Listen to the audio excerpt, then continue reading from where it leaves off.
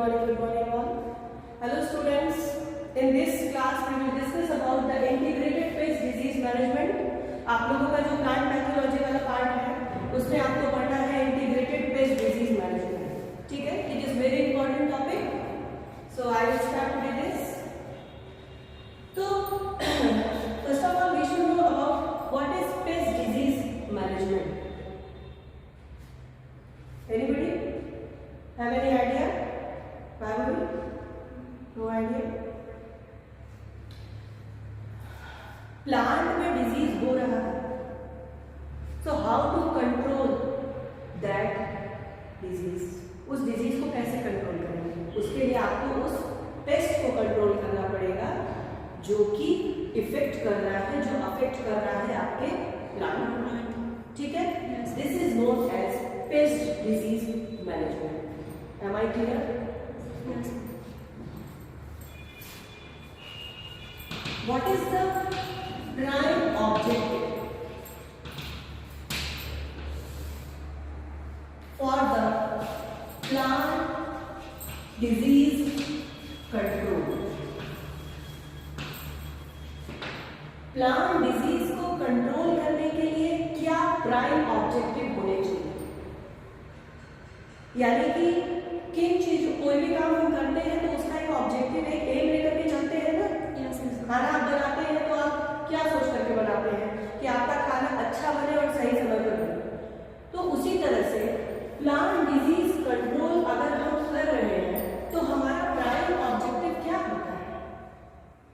हमारा prime objective होता है to control the economical loss. Economical loss क्या हो? कम हो, न के बराबर हो, जिससे हमें ज्यादा से ज्यादा एड मिलेगी तो हमारी इकोनॉमी भी क्या होगी? इंक्रीज करेगी. एंड द सेकेंड थिंग कि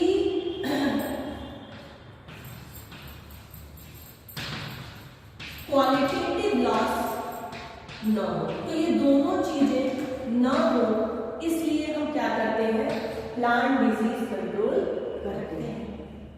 ठीक, अब प्लांट डिजीज कंट्रोल करने के लिए देयर आर सेवरल मेथड्स. ठीक है, तो we will have to study these methods to control the plant diseases. तो मेथड्स क्या क्या है देख लेते हैं हम लोग. So there are several methods to control the plant diseases. इसमें the first one is कहा जाता है, it is known as prophylactic measures. Prophylactic measures. The second one is curative measures, and the third one is biological measures. I repeat all the methods. The first one is prophylactic measure, the second one is curative measure, and the third one is biological measure. ठीक है, we will wait. Nitin, be on time. The first one is prophylactic measure. Prophylactic measure क्या है? देखिए, किसी भी disease से किसी भी डिजीज के लिए अगर हम पेस्टिसाइड का छिड़काव करते हैं तो क्यों करते हैं? किसी भी प्लांट पर हम पेस्टिसाइड का छिड़काव करते हैं, स्प्रे करते हैं, क्यों करते हैं? मतलब बैक्टीरिया हमारा प्लांट जो बैक्टीरिया या जो फंगल पैथोजन है वो हमारे प्लांट को क्या करेगा? अफेक्ट नहीं करेगा. तो हम अपने पौधे को बचाने के लिए क्या करते हैं? पहले से ही कुछ इंतजाम करते हैं. यानी कि डिजीज अभी हुआ नहीं है, डिजीज हो ना उसके लिए जो जो मेथड हम यूज करते हैं that is known as profiling. ठीक है,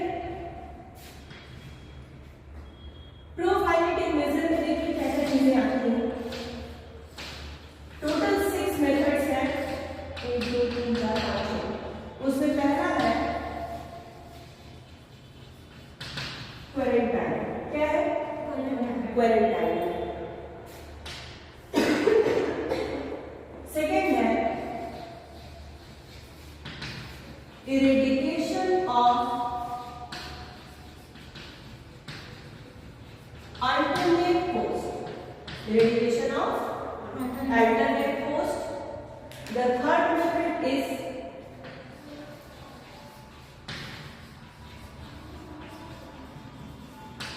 crop rotation. The fourth one is sanitation. Fifth method is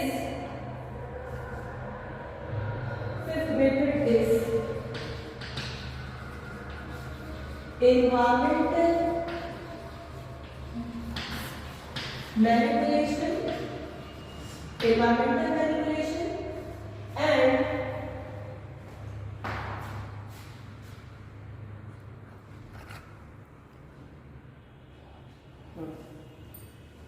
environmental manipulation के बाद जो लास्ट मेथड है, it is known as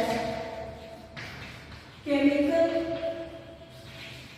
prophylaxis. So these are the several methods included in prophylactic measures. The first one is quarantine. Second, eradication of alternate host. Third, crop rotation. Fourth, sanitation. Fifth, environmental manipulation. And the sixth one is chemical prophylaxis. Now, we will discuss each method one by one. ठीक है? I will explain. Make a heading, quarantine.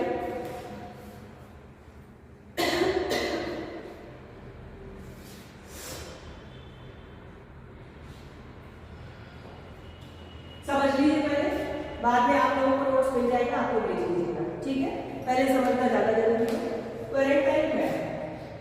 अभी जब corona का time चल रहा है, तो उस समय सभी लोग क्वारंटाइन हो गया, सब लोग है कर रहे हैं, चारों तरफ हाहाकार मचा हुआ है, क्वारंटाइन। क्वारंटाइन क्या है?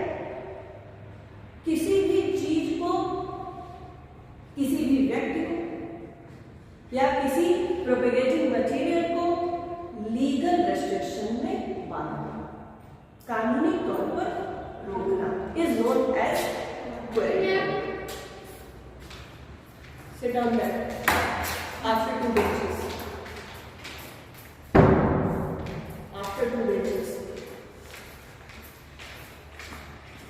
ठीक है? तो quarantine is a prophylactic measure in which legal restrictions are made. Legal restrictions जो होते हैं वो बनाए जाते हैं at national and international level. National and international level पर लीगल रेस्ट्रिक्शन बनाए जाते हैं for the trade of propagating material, for example seeds, tubers, roots etcetera. थोड़ा सा फिर से समझ लीजिए, नहीं समझ में आया। लीगल रेस्ट्रिक्शन बना दिए जाते हैं नेशनल और इंटरनेशनल लेवल पर। कहने का मतलब है कि सपोज आप हरियाणा में रहते हैं और हम यूपी में रहते हैं, सपोज, और आपको गेहूं के बीज की जरूरत है, तो आपने हमसे कहा कि हमारे पास गेहूं नहीं है, हमको गेहूं के बीज आपसे चाहिए, तो हम क्या ऐसे ही आपको दे देंगे? नहीं, ऐसे आप नहीं दे सकते हैं। क्यों?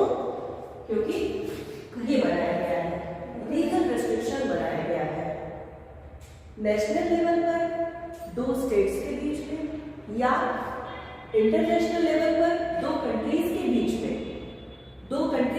में। जैसे मान लीजिए यहां से अमेरिका भेजना है गेहूं, तो हमारे पास एक सर्टिफिकेट होना चाहिए from the ministry of agriculture, और उस सर्टिफिकेट में ये लिखा होना चाहिए कि जो सीड्स हम भेज रहे हैं इट इज पैथोजन फ्री। तभी आप उस प्रोपेगेटिंग मटेरियल को एक स्टेट से दूसरे स्टेट में या एक कंट्री से दूसरे कंट्री में भेज सकते हैं। And moreover on several check points वहां पर बहुत ट्रेंड लोग रहते हैं जो क्या करते हैं, उस चीज को चेक करते हैं कि दे हैव सर्टिफिकेट और नॉट। ठीक, इसको क्या कहते हैं, क्वारंटाइन। तो क्वारंटाइन कुछ नहीं है, it is a legal restriction. ये क्या है, लीगल रेस्ट्रिक्शन है at national and international level for the trade of, trade मतलब व्यापार, for the trade of propagating materials such as seeds, tubers, roots, stem cuttings etcetera. ठीक है, यहां तक क्लियर है सबको? तो पहला जो लीगल रेस्ट्रिक्शन या पहला जो क्वारंटाइन का लॉ था, ये सबसे पहले बना था, इरेज कर दे, ऑनलाइन नोट पढ़ना लिखेगा।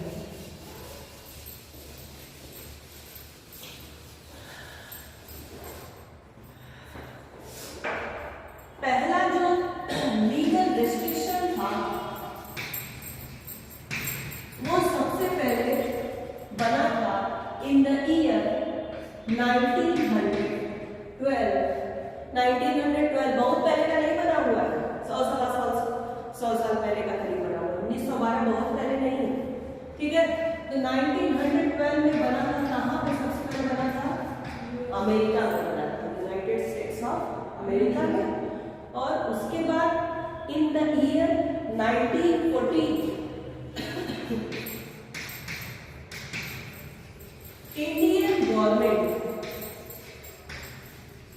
Indian government has made legal restriction in the year 1914।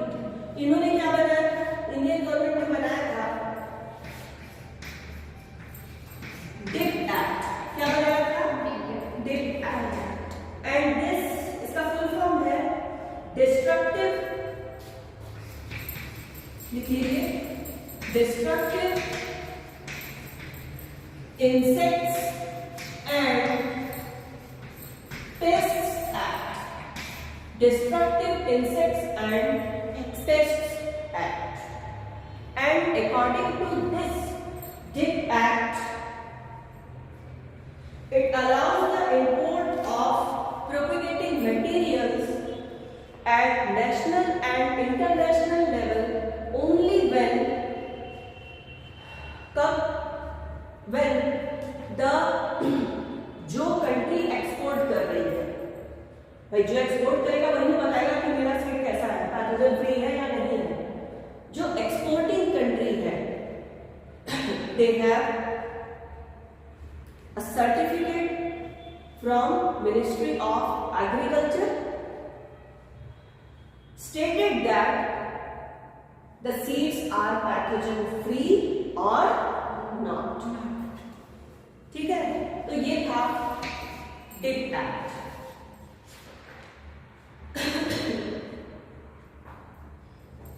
उसके बाद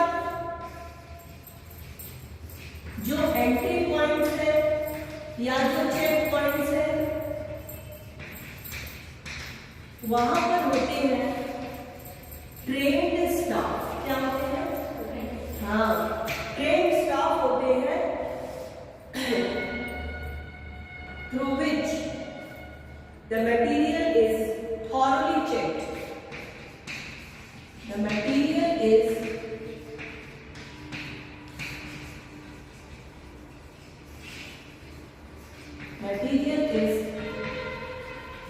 thoroughly checked, चेक किया जाता है। तो ये था क्वारंटाइन के बारे में। नेक्स्ट है eradication of alternate host. The next one is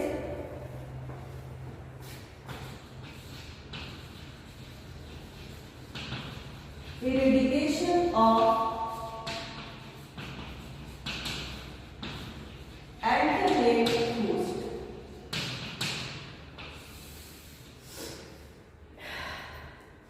As earlier I told you that in the life cycle of Puccinia gramineous triticale, it is a heteroecious fungi, which means it completes their life cycle in two hosts. The first host is bee and barley. Barley नहीं बेटा, barberry. कोई बोला है? कौन बोला? आरती बोली? आकृति गलत बताइए। ठीक है, तो टू होते हैं होस्ट। इसका मेन होस्ट क्या होता है?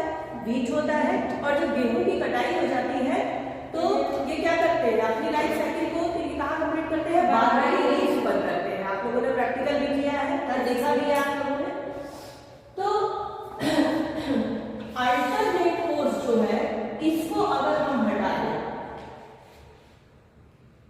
तो pathogen will be unable to complete their life cycle, है ना? अपनी लाइफ साइकिल को कंप्लीट नहीं कर पाएगा and ultimately they will die. तो it is a very simple and very useful control method, है कि नहीं?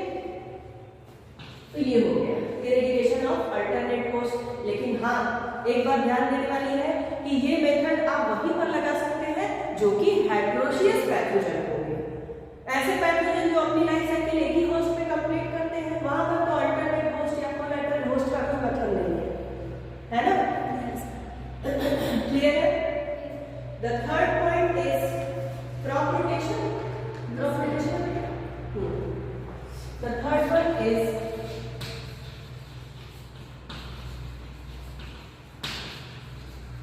crop rotation. Ready डालिए आपने भी? Crop rotation, growing of a particular type of crop for several years increases the chance of soil-borne diseases.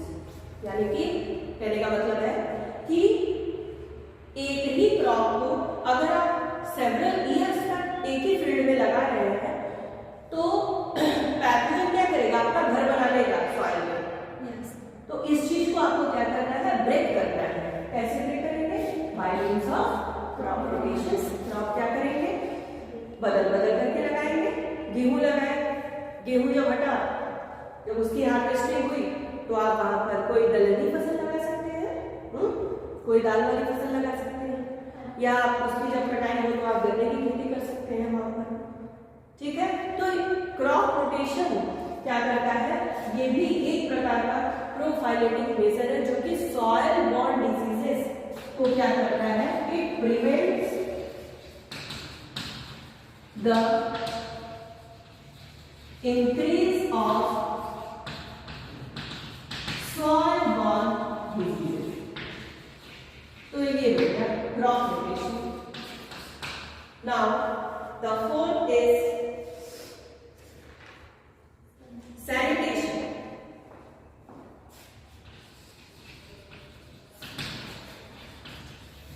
Sanitation क्या है? साफ सफाई रखो। अभी कोरोना के टाइम में सब लोगों ने बार बार सब लोग कह रहे हैं अरे हाथ धो लो अच्छे से, हाथ धो लो अच्छे से। सब लोग 20-20 मिनट पर क्या कर रहे हैं? अपने हाथ धो रहे हैं। तो वो क्या है? वो आपके जो वो आप क्या कर रहे हैं? स्टेरिलाइजेशन कर रहे हैं एक तरह का। स्टेरिलाइजेशन क्या करता है? माइक्रोब्स की किलिंग कर देता है। तो सैनिटेशन से क्या फायदा है? फील्ड में सैनिटेशन से क्या फायदा है?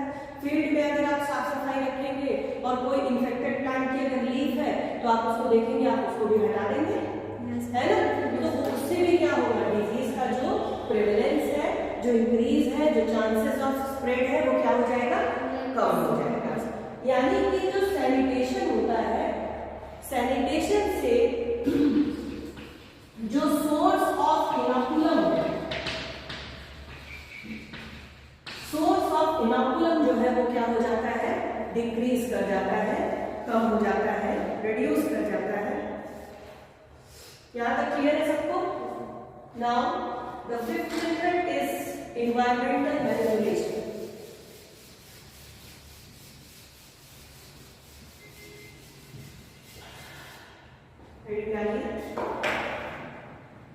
Environmental manipulation.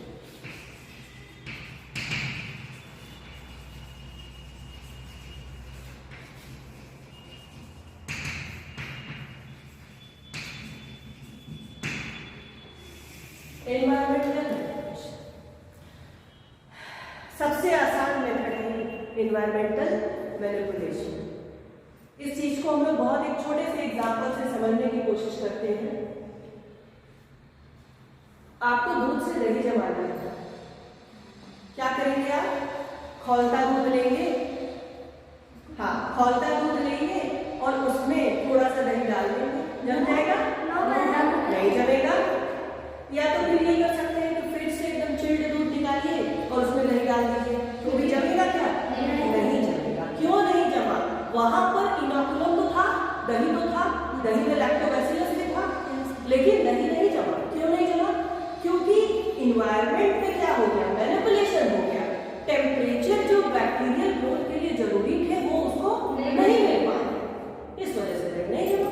बस वही आपको यहाँ पर भी करना है, फील्ड में भी आपको इन्वायरमेंट यानी कि जो प्लांट की पैथोजन की ग्रोथ के लिए जो एबायोटिक फैक्टर्स रिस्पॉन्सिबल है उसको आपको क्या कर देना है?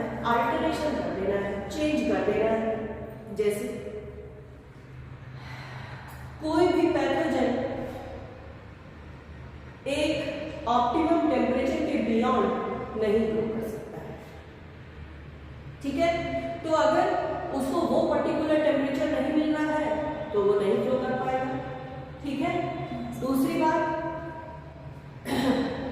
नमी अगर मिलती है पैथोजन को तो बहुत आसानी से क्या करता है? बहुत आसानी से ग्रो करता है, क्योंकि जो स्पोर्स होते हैं उनके लिए फेवरेबल कंडीशन होती है ना, है कि नहीं? एंडोस्पोर पढ़ाए थे ना, बताए थे ना कि वो सेवरल कोटिंग्स बन जाती है और जैसे फेवरेबल कंडीशन आता है वो जर्मिनेट कर जाता है, बस वैसे ही होता है। तो आप इसके लिए क्या करेंगे? Good soil drainage. सॉइल का ड्रेनेज कैसा होना चाहिए? गुड होना चाहिए। तो गुड ड्रेनेज के लिए आप क्या करेंगे? समय समय पर फील्ड की क्या करेंगे? जुताई करेंगे, जिससे वहां पर पैथोजन का घर ना बनने पाए, पानी आप डालें और पानी तुरंत फिर नीचे एब्जॉर्ब कर जाए, ऊपर पानी इकट्ठा नहीं हो। तो सॉइल का ड्रेनेज कैसा होना चाहिए? गुड होना चाहिए। उसके बाद नेक्स्ट है प्रॉपर एरेशन। प्रॉपर एरेशन अगर रहेगा आपकी सॉइल में तो रूट का ग्रोथ अच्छे से होगा। रूट का ग्रोथ जब अच्छे से होगा तो मिनरल और वाटर का एब्जॉर्प्शन भी अच्छे से होगा। आपका प्लांट कैसा होगा? हेल्दी होगा।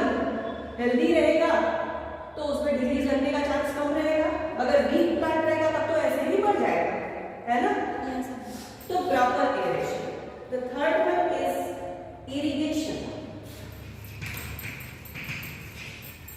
समय समय पर क्या करना है आपको? प्रॉपर इरिगेशन करते रहना है, न ज्यादा करना है न कम करना है। इरिगेशन जिस प्लांट के लिए जितना रिक्वायर्ड है उसको आपको टाइम टू टाइम करते रहना है, ठीक है?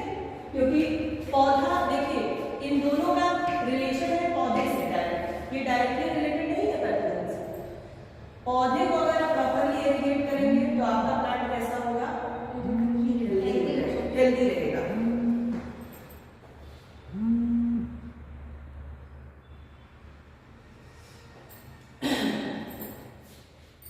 Irrigation.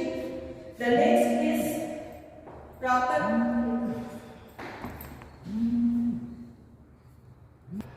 Am I audible, students? Am I audible, students? Sorry for the disturbance. So proper aeration and irrigation. After that, proper fertilization. Proper fertilisation से क्या होगा? किसी भी न्यूट्रिएंट्स की सॉइल में क्या होगी? कमी नहीं होगी। आपका प्लांट कैसा होगा? हेल्दी होगा। हेल्दी चीजों पर पैथोजन का इफेक्ट क्या होता है? कम होता है। Now next is proper spacing. Spacing क्या होनी चाहिए? प्रॉपर होनी चाहिए। यानी कि जैसे हम लोग जब